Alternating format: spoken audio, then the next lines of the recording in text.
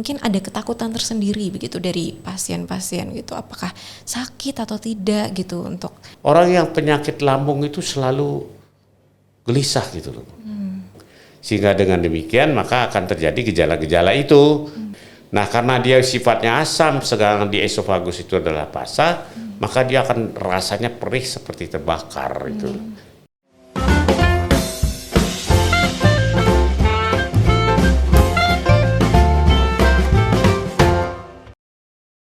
Halo sahabat Bunda, berjumpa lagi dengan saya Dr. Yona Ajeng di acara Tanya Dokter, podcast milik Rumah Sakit Umum Bunda Purwokerto. Pada kesempatan kali ini kita akan membahas tentang bahaya makanan pedas. Dan pada saat ini juga sudah hadir bersama kita dokter spesialis Dr. IGD Arrington, spesialis penyakit dalam, konsultan gastroenterohepatologi MKOM MMR. Halo dokter, apa kabar? Baik Dr. Yona, baik. Ya. Untuk sahabat Bunda dimanapun berada, semoga sahabat Bunda juga selalu dalam keadaan baik, sehat, dan tentunya bahagia. Seperti tadi yang sudah saya jelaskan, untuk hari ini kita akan bahas tentang bahaya makanan pedas. Seperti yang diketahui sahabat Bunda sekalian, bahwasannya makanan pedas ini banyak sekali digandrungi oleh masyarakat di Indonesia. Dan bahkan ada beberapa orang yang tidak bisa untuk makan tanpa ada unsur makanan pedasnya. Sebagai pembukaan, kita tentunya akan melihat seperti apa sih fenomena makanan pedas di Indonesia ini. Mari kita simak videonya berikut ini.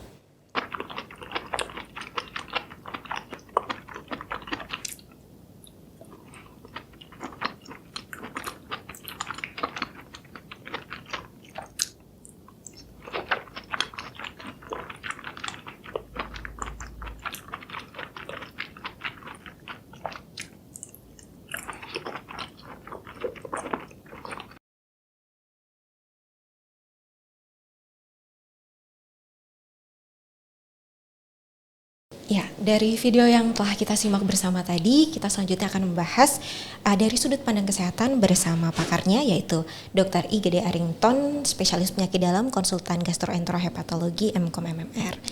Bagaimana dokter melihat fenomena masyarakat ini sangat suka makan makanan pedas gitu? Ya memang pada umumnya memang demikian itu. Ya. Tapi nanti bisa kita bahas nanti mengenai pengaruh pedas itu terhadap kesehatan, terutama pada saluran cerna ya. Dan untuk lebih mengerti lagi, mohon izin untuk bisa menayangkan anatomi dari saluran cerna sehingga nanti penjelasannya bisa lebih bisa terarah ya dok, di bagian mana ya, gitu. Gitu ya. Oke. Ya, jadi yang paling banyak terpengaruh dari makanan pedas itu adalah lambung, dan itu lambung itu merupakan suatu bagian daripada saluran cerna.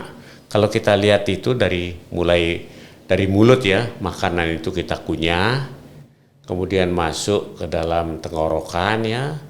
Di dalam tenggorokan itu ada 3 penyempitan. Penyempitan pertama 2/3 medial dan terakhir penyempitan pada masuk lambung gitu. Nah ini sering sekali nanti untuk menjelaskan bagaimana terjadinya gejala-gejala penyakit lambung. Nah di dalam lambung itu akan terlihat bahwa lambung itu terdiri dari otot-otot ya, otot-otot yang melingkar maupun yang lurus, yang gunanya untuk menggerus makanan agar dia menjadi suatu bahan-bahan yang mudah dicerna, yaitu dibantu dengan adanya enzim-enzim. Nah, enzim-enzim itu nanti masuk ke dalam usus halus. Di dalam usus halus itu kan terjadi suatu penyerapan sari-sari makanan sehingga diangkut ke dalam liver itu kemudian diangkut ke seluruh tubuh. Nah, itu jadi next slide-nya. Nah, kalau kita lihat ini di sini ya, jadi kalau kita makan itu ya, kita mesti pencernaan itu kan mulainya dari mulut itu. Di dalam mulut itu ada suatu enzim-enzim dari suatu kelenjar air liur ya. Enzimnya itu akan melumatkan makanan, kemudian masuk melalui tenggorokan dan masuk ke dalam lambung untuk dilumatkan lagi. Sehingga dengan bantuan enzim-enzim nanti akan terjadi suatu yang disebut hime yang akan masuk ke dalam suatu usus halus yang akan diserap untuk sari-sari makanan tersebut untuk keperluan-keperluan mengenai tenaga, mengenai pertumbuhan dan sebagainya. Nah, next. Nah, ini kalau kita lihat di sini ya, lihat itu lambung itu mulai dari tenggorokan, lambung itu tempatnya itu adalah di sebelah kiri. Lambung itu sebelah kiri.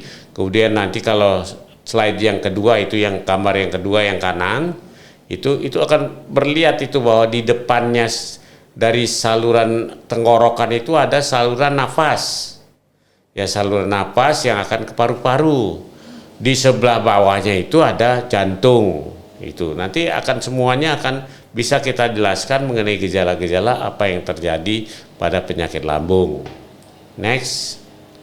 Nah, itu jadi ada namanya yang disebut lower sphincter itu, ini yang berperanan sekali mengenai adanya suatu katup ya, katup yang dari tenggorokan masuk ke dalam lambung. Setelah makanan itu digerus dan sebagainya masuk ke dalam sphincter pylori.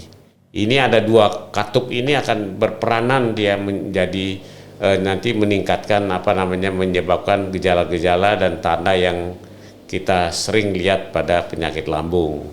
Next. Nah, kalau kita lihat regulasi dari pengeluaran getah lambung, itu getah lambung itu ada 3, asam lambung ya. Getah lambung ada 3 penyebabnya.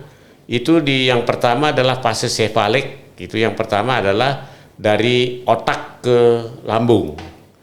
Itu. Jadi otak itu berpengaruh sekali dengan untuk untuk produksi asam lambung. Jadi dengan misalnya kalau misalnya kita melihat makanan, itu nanti asam lambung akan meningkat. Mencium makanan akan meningkat. Kemudian orang marah, orang jengkel, orang sedih, itu asam lambungnya akan meningkat itu. Terus yang kedua tergantung dari faktor-faktor yang ada, bahan-bahan yang ada di lambung. Jadi seperti makanan. Makanan itu di dalam lambung itu akan mempengaruhi dari pengeluaran daripada asam lambung ya. Itu termasuk makanan-makanan pedas ini yang masuk ke dalam lambung mulai akan terjadi di dalam lambung itu sendiri. Di dalam lambung sendiri itu akan menyebabkan suatu produksi asam lambung akan berlebihan. Setelah makanan itu melewati lambung, itu juga akan berpengaruh mengenai sekresi lambung. Itu yang disebabkan oleh karena pengeluaran zat-zat yang dari pankreas itu. Nah, ini yang menyebabkan produksi asam lambung meningkat, makanya ada beberapa istilah. Jadi ada penyakit MAH gitu. Jadi MAH itu kan bahasa Belanda ya. MAH itu zaman lambung, penyakit getah lambung, penyakit asam lambung itu. Itu semuanya itu disebabkan oleh karena asam lambung yang berlebihan yang diproduksi oleh sel-sel di dalam lambung sendiri. Itu. Next. Nah, ini nanti akan kelihatan kalau terjadi sesuatu, lihat itu biasanya nyeri pada ulu hati yang pertama, terus yang kedua bisa sampai ke dada, nyerinya sebagai rasa terbakar gitu, karena asam lambungnya itu melewati dari sphincter tersebut dan ini masuk ke dalam saluran tenggorokan, atau sampai nanti bisa menyebabkan terjadinya gejala-gejala di tenggorokan. Jadi rasa panas di tenggorokan, kalau keluar ke dalam mulut itu bisa terjadi suatu stomatitis ya, atau yang disebut suatu sariawan itu. Kemudian ada terjadi karies dentis, itu karies daripada gigi, itu gigi akan menjadi karang gigi yang nempel. Atau kalau masuk ke dalam saluran napas dia bisa menjadi asma, itu atau bisa menjadi bronkitis itu.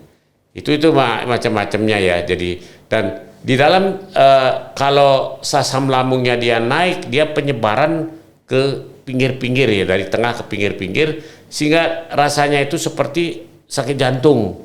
Jadi dadanya sakit, panas dan sebagainya. Itu. Next.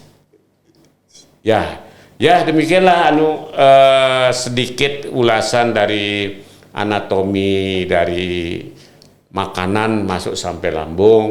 Nah, itu mungkin nanti ada hubungannya dengan makanan-makanan yang akan berpengaruh kepada produksi asam lambung. Demikian, Dr. Yana. Oke, Terima kasih tadi kepada Dr. Arinton yang telah menjelaskan secara lengkap dan singkat tentang anatomi dan fisiologi dari saluran pencernaan. Dihubungkan dengan topik kita hari ini, dokter, tentang makanan pedas. Sebenarnya bagaimana pengaruh dari makanan pedas tadi terhadap saluran pencernaan? Apakah sebenarnya boleh atau tidak boleh sama sekali begitu, dok? Ya, itu tergantung dari kekuatan imunitas seseorang ya. Beda-beda. Tapi beda-beda memang. Tapi biasanya di dalam lambung itu kan ada terjadinya penyakit lambung itu ada ketidakseimbangan antara faktor-faktor agresif dan faktor protektif. Jadi faktor protektif adalah faktor-faktor yang melindungi lambung, faktor agresif itu yang merusak lambung. Itu. Kalau yang merusak itu lebih dominan daripada yang melindungi, maka tidak di penyakit lambung. Gitu. Jadi biasanya itu pada pada pelindung-pelindung itu biasanya ada lendirnya, kemudian ada sel-selnya yang bisa mencegah terjadinya kerusakan. Sedangkan yang kerusakan penyebabnya kerusakan itu termasuk pedas itu juga termasuk bahan-bahan yang destruktif ya. Jadi bahan-bahan yang merusak itu lambung itu. Kalau pertahanannya itu lemah dan yang merusak itu lebih tinggi, misalnya makan pedas yang terlalu banyak, maka bisa terjadi penyakit lambung gitu. Dan itu kalau kita berbicara dengan pedas itu adalah suatu zat yang derajatnya keasamannya itu tinggi sekali dan juga dia mengandung suatu modulator yang betul-betul yang akan destruktif sekali, yang akan merusak mulai dari mulut. Kalau kita makan pedas itu pasti mulutnya panas sekali, di situ sudah mulai kelihatan di mulut aja panas, apalagi di lambung. Nah kemudian masuk lambung, kalau lambung itu protektifnya lemah, maka dia akan terjadi suatu kerusakan permukaan lambung dan pedas itu akan merangsang sekresi asam lambung. Sehingga dengan demikian maka akan terjadi gejala-gejala itu, gejala-gejala nyeri lambung, kemudian asam lambung yang meningkat ya, itu akan menyebabkan suatu sendawa, antop-antop itu nani anunya. Jadi asam lambung yang berlebihan itu kemana-mana, itu bisa dia naik ke atas atau dia bisa ke bawah gitu. Itu akan merusak itu.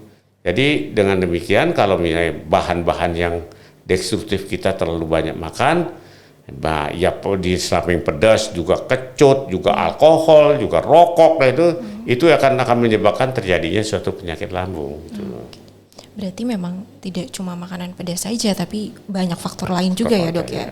Oke, berarti untuk tadi disebutkan banyak penyakit lambung yang bisa ditimbulkan dari makanan pedas. Mungkin yang diketahui oleh masyarakat kebanyakan adalah GERD, MAH gitu. Ada bedanya atau tidak, dok? Ya kalau MAH itu kan bahasa Belanda ya. Sekali lagi diulangi lagi. Kalau sakit MAH itu sakit lambung. Jadi sesuatu yang ada di lambung. Di lambung itu bisa karena rangsangan pedas itu, dan juga akibat dari asam lambung produksinya yang berlebihan. Nah, sekarang kalau asam lambung produksinya yang berlebihan, kemudian ada yang klep yang tadi, klep antara tenggorokan itu lemah, itu asam lambung itu bisa ke atas. Nah, asam lambung ke atas itu yang disebut suatu GERD, gastroesophageal reflux disease. Jadi penyakit reflux itu balik ya dari gastro itu lambung ke esofagus. Nah, karena dia sifatnya asam, sedangkan di esofagus itu adalah basa, maka dia akan rasanya perih seperti terbakar itu.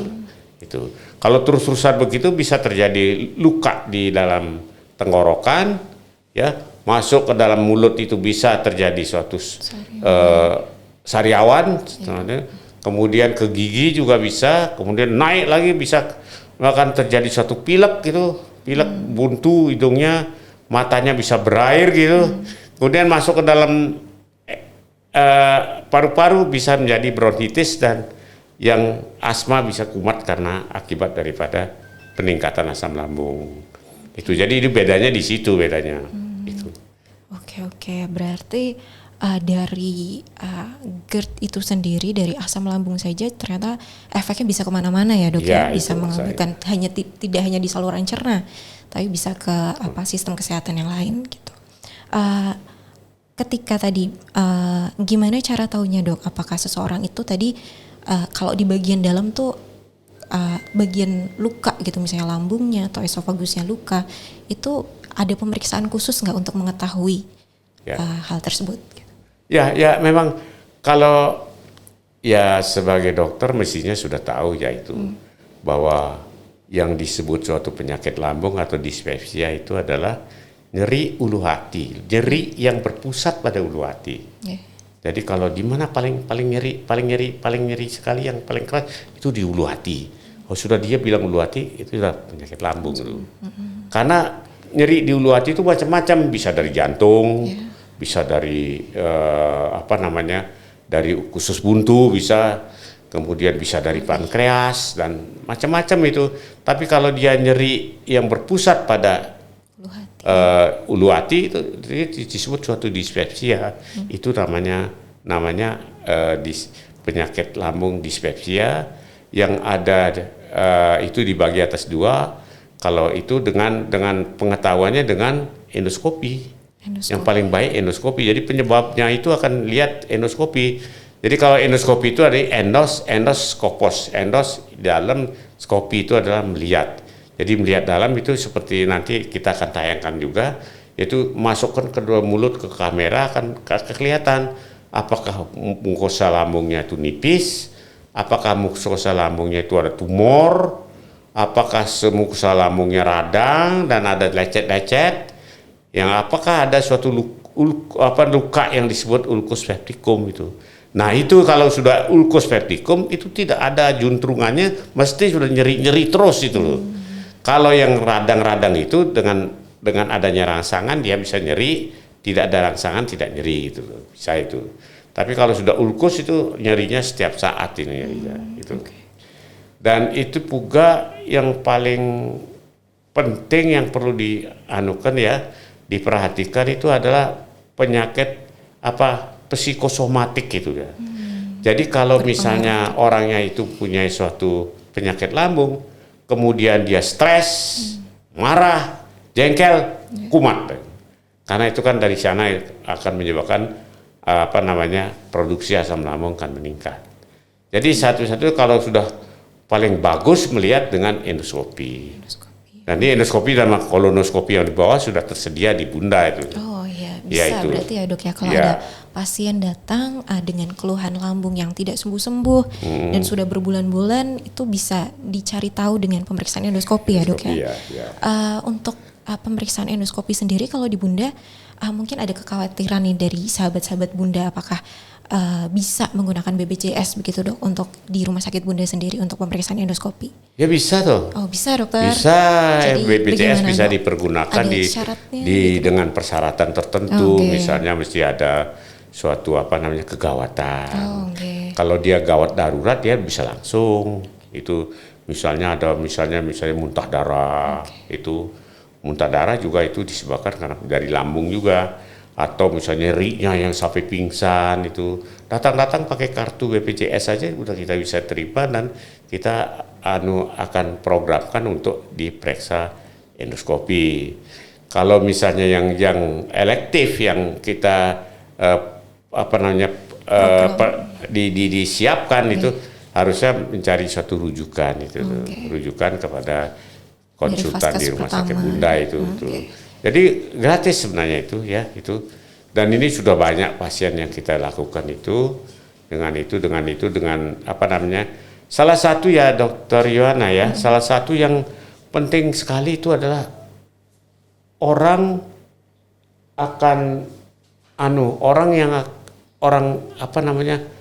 yang penyakit lambung itu selalu gelisah gitu loh. Jadi anxiety yang berlebihan. Kenapa? Karena dia takut ada tumor, ada luka, ada apa-apa, borok apa segala lambung. Tapi dengan endoskopi akan bisa ketahuan. Oh bisa ini bapak ini tidak apa-apa, hanya radang saja anak ini. Dan satu lagi dengan endoskopi itu bisa kita temukan suatu bakteri yang penyebab dari sakit lambung. yang namanya Helicobacter pylori. Kalau itu ada, obatnya lain lagi gitu loh.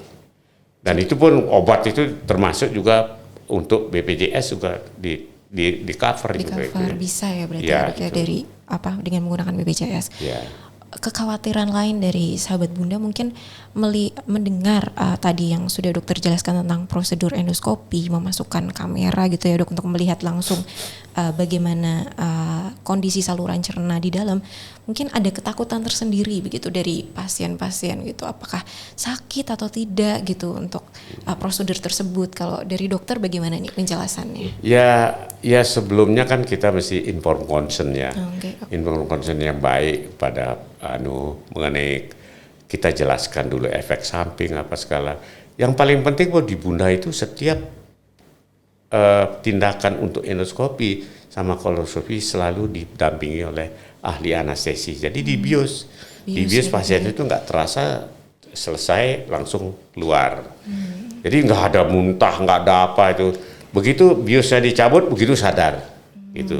Itu dari ahli bius kita itu. Jadi ya termasuk nggak bayar juga ahli biusnya itu. Udah kita include-kan itu ya, di cover juga. Oke. Selain tadi disebutkan selain ada prosedur endoskopi, bisa juga ada kolonoskopi tadi dokter sempat menyebutkan itu. Untuk perbedaannya mungkin dari orang awam tidak mengetahui itu, untuk kolonoskopi apakah prosedurnya berbeda atau bagaimana untuk mengetahui apa gitu dok? Iya. Ya sebenarnya prosedurnya itu sama, hanya masuknya itu lain. Kalau endoskopi atau yang disebut gastroskopi itu dari mulut. Kalau kolonoskopi itu dari pantatnya. Jadi kalau dari pantatnya itu kita mulai lihat dari anusnya, duburnya, apakah ada wasir apa tidak. Lihat, apakah ada tumor apa tidak. Kalau tumornya kecil, misalnya terjadi suatu polip yang kecil, itu bisa kita ambil. Kemudian itu bisa untuk terapi juga ya dok ya? Termasuk untuk terapi juga. Atau dia nanti akan terjadi penyempitan, bisa kita longgarkan itu. Jadi itu biasanya pada orang yang tidak bisa berak, terus tergantung dari dulu kolak apa segala, itu bisa kita lihat dari situ. Dari itu sampai ke nanti kolonoskopi itu sampai ke usus buntu. Lihat usus buntunya yang di kanan, dari kiri ke kanan, di kanan usus buntu, dari kanan itu kita bisa ke usus halus. Permukaan usus halus itu bisa kita lihat. Jadi dengan begini ini kita udah tahu tuh obatnya itu apa, tindakan selanjutnya kita apa gitu. Enak sekali sebenarnya itu. Jadi nggak memperkira-kirakan ini, jangan-jangan ini nanti kasih obat ini. Kalau nggak sembuh ganti lagi obatnya. Nggak coba-coba ya, langsung dilihat dari apa sumber penyakitnya atau penyebabnya apa. Iya, itu anunya. Jadi kita tadinya karena kita ada konsultan di sini, konsultan gastro, jadi peralatan itu ditambahi lagi, endoskopi, kolonoskopi itu di Bunda itu. Sudah tersedia sudah tersedia. Dengan demikian kita lebih enak untuk melayani pasien. Ya, ternyata menarik sekali ya dok pembahasan tentang kolonoskopi dan endoskopi ini. Ternyata kita juga tidak perlu takut tentang prosedur tersebut karena ternyata ada prosedur pembiusan dulu ya dok ya. Setelah dibius itu mungkin yang menjadi pertanyaan harus dirawat berapa hari lagi di rumah sakit setelah di endoskopi atau di kolonoskopi. Mungkin dari sahabat Bunda bertanya-tanya juga tentang hal itu. Kalau dari dokter bagaimana dok? Ya itu tergantung dari penyakitnya ya. Dok. Kalau kita lihat hanya sekedar adanya suatu radang lambung, itu biasanya di pemulihan, habis kita ditarik biusnya itu kan pasiennya udah sadar. Udah sadar, suruh jalan, kalau jalan nggak apa-apa udah pulang. Berarti satu hari aja bisa satu hari udah pulang tuh. Tapi ada lagi nih prosedur-prosedur yang akan kita lakukan, misalnya pada pengikatan varises lambung dan pengikatan varises esofagus. Jadi pada orang-orang yang sakit liver itu biasanya kan dia akan terjadi muntah darah sama berak hitam. Nah itu biasanya itu perdarahannya dari varises esofagus. Nah itu kita lakukan endoskopi diikat itu sehingga tidak akan terjadi perdarahan. Nah itu agak lama dikit itu karena kita nungguin dulu jangan sampai nanti bocor apa enggak gitu. Tapi kalau karena penyakit lambung biasa gitu yang hanya melihat satu saja, hari yang udah bukan pulang terapi itu biasanya. bisa sehari ya dok ya Ya berarti ya? sehari ya. Jadi Oke. itu. Jadi enggak memperpanjang untuk hari rawat itu. Karena biusnya ini khusus. Jadi bius dimasukkan tidur, dicabut, Langsung bangun bangun gitu. lagi. Itu anunya, enggak kayak dulu tuh dari 2-3 hari enggak sadar. Enggak itu ya, itu. Oke dok. Ya, tidak terasa ya dok, kita sudah berada di penghujung acara. Dari hal yang tadi sudah kita bahas tentang hari ini tentang bahaya makan pedas, ternyata sebenarnya masih boleh untuk makan makanan pedas, hanya saja melihat dari diri masing-masing lagi apakah sekuat apa begitu ya dok ya, dan sebaiknya juga memang tidak berlebihan ya, dan melihat juga dari gejala-gejala yang dirasakan oleh orang tersebut setelah makan pedas, apa aja yang dirasakan. Kalau memang ternyata keluhannya berat, sebaiknya dikurangi, dan kalau ternyata setelah dikurangi pun belum membaik, berarti seharusnya berkonsultasi dengan ahlinya begitu ya dok ya. Ya, untuk Dokter Arrington praktik pada hari Senin, Selasa, Rabu, dan Jumat pada pukul 16.30 hingga selesai, dan juga hari Sabtu pada pukul 12 siang hingga 14. Semoga apa yang kita bahas di sini bisa bermanfaat bagi seluruh sahabat Bunda dimanapun berada. Sampai jumpa di podcast selanjutnya. Terima kasih, stay safe and healthy.